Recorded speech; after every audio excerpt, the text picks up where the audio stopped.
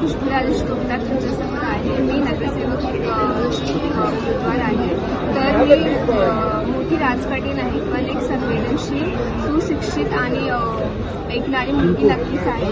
मी डॉक्टरची BAMS माझी 4-5 महिन्यानंतर माझी फायनल एक्झाम असेल.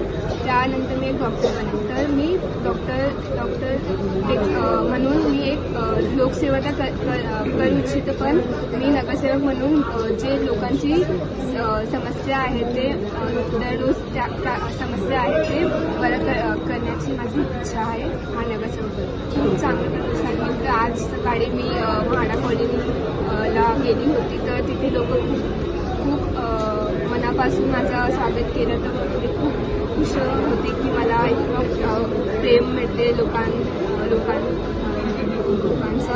तर आभारी आहे लोकांच्या प्रेमाने. एकीकडे तुझ्या वडिलांचं या ठिकाणी चांगलं राजकारण आहे, लोकांपर्यंत ते पोहोचलेले आहे.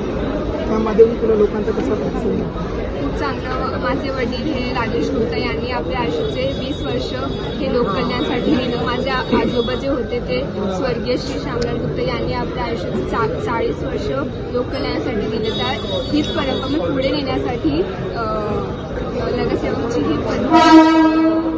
करू इच्छितो. आणि मी उत्तर भारतीय आहे, पण मी दिला आणि मनापासून मुंबईकरच आहे. माझे कुटुंबाचे 3 पिढ्याने आपले आयुष्य मुंबईतच घडवलं आहे.